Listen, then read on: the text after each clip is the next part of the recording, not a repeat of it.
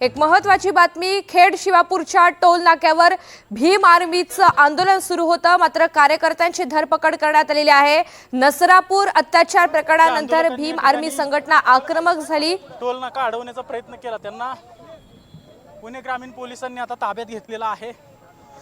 मोठ्या प्रमाणात काय पोलिसांकडून बळाचा वापर केला जातोय का? आपण पाहतोय की पोलिसांकडून बळाचा वापर केला जातोय। आज एक कार्यकर्त्याला ताब्यात घेतलंय, उद्याच्याला गाडी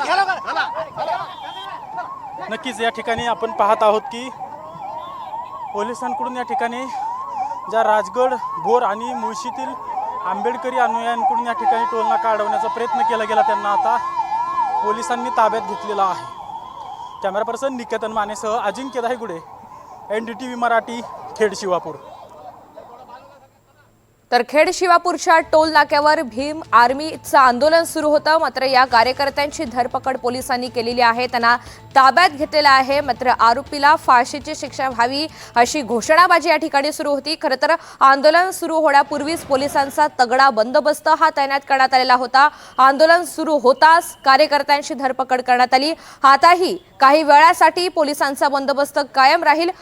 कायदा आणि सुव्यवस्थेच्या दृष्टीने कोणताही अनुचित प्रकार घडू नये यासाठी पोलीस प्रशासन अलर्ट मोडवर आहे आणि इथल्याच टोल नाक्यावर आपण पाहतोय पोलिसांची एक तुकडी ही तैनात करण्यात आलेली आहे। नसरापूर अत्याचार प्रकरणानंतर भीम आर्मी संघटनेनं आक्रमक होत हे आंदोलन केलेलं आहे। टोल नाक्यावर काही आंदोलकांनी घोषणाबाजी सुद्धा केली, मात्र कार्यकर्त्यांची धरपकड करण्यात आलेली आहे। तरी सुद्धा आम्ही माघार घेणार नाही, आज आमच्या काही कार्यकर्त्यांना ताब्यात घेतलं जात आहे, मात्र उद्या राज्यभरात आंदोलन करू असा इशारा सुद्धा देण्यात आलाय। आमचा आवाज दाबण्याचा हा प्रयत्न होतोय। टोल नाक्यावर आंदोलकांनी टायर सुद्धा जाळलेले आहेत आणि त्याचमुळे पोलिसांनी कारवाई करत या कार्यकर्त्यांना ताब्यात घेतलं। माहिती जाणून घेऊयात, अजिंक्य धायगुडे आपल्यासोबत आहेत। अजिंक्य, काही आंदोलकांना पोलिसांनी ताब्यात घेतलंय, सध्या काय स्थिती आहे तिथे? आपण गेल्या काही वेळापासून पुण्यातील जो खेड शिवापूरचा टोल नाका आहे त्या टोल नाक्यावरून ग्राउंड रिपोर्ट पाहतोय आणि अगदी काही वेळापूर्वी या ठिकाणी जे आंदोलन करून टोल नाका अडवण्याचा प्रयत्न करणारे आंदोलक आहेत त्यांना पोलिसांनी ताब्यात घेतलेला आहे। खरं तर या सगळ्या आंदोलकांची मागणी होती की आरोपीला तात्काळ फाशी द्यावी अशी मागणी करत या आंदोलकांनी या ठिकाणी टोल नाका अडवण्याचा प्रयत्न केला। सध्याचं चित्र जर पाहिलं तर 500 ते 600 पोलीस जे आहेत ते या टोल नाका परिसरात तैनात करण्यात आलेला आहे।